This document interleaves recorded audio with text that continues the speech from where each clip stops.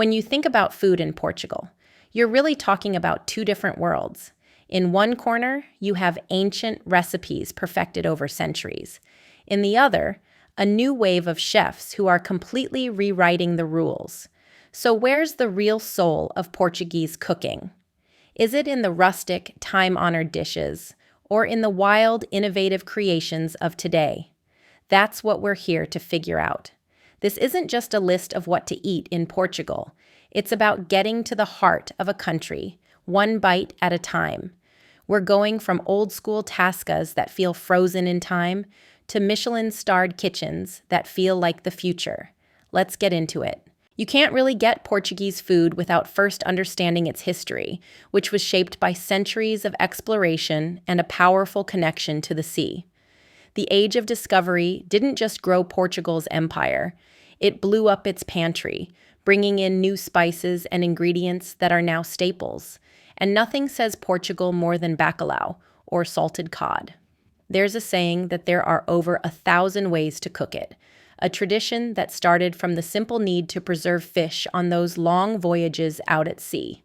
Step into a rustic tasca, and you'll find it as bacalhau à Brás, shredded cod mixed up with onions, eggs, and potatoes. It's pure comfort food, the kind of plate that feels like home, even if you're thousands of miles away. But then you get dishes that were born from pure survival. Take alheira, a smoked sausage that was invented by Portugal's Jewish community during the Inquisition.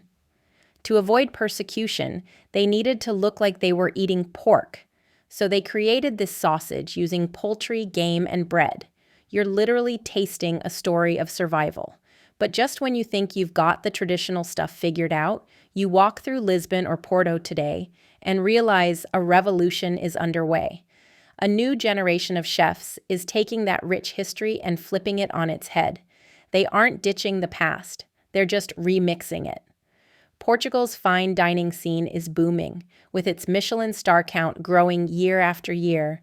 Chefs are focused on sustainability and zero-waste cooking, and there's a huge wave of plant-based innovation. This is a creative scene that's constantly evolving. So, what's the verdict? Is the winner the humble tasca serving recipes that are hundreds of years old, or the slick dining room with a tasting menu that messes with your mind? I frame this as a battle, right? Old versus new. But the truth is, it's not a fight at all. It's a beautiful evolution. The modern chefs couldn't create what they do without the traditions they're building on. The soul of Portuguese food isn't stuck in a museum. It's in the conversation happening right now between what was and what could be. It's there in the Alentejo black pig that's been slow cooked for hours. And it's there in a plant-based menu that blows everyone away. So I'm curious, what would you choose? If you only had one meal in Portugal, would you go for a classic traditional dish or try something modern that pushes the boundaries? And if this culinary journey made you hungry, you know what to do. Hit that like button and subscribe for more adventures. The story of Portuguese food is all about resilience and reinvention. The country's real culinary heart isn't just in its famous past or its exciting future. It's beating right now, in every local tasca, in every market, and on every single plate. It's a cuisine that deeply honors its roots while having the courage to grow.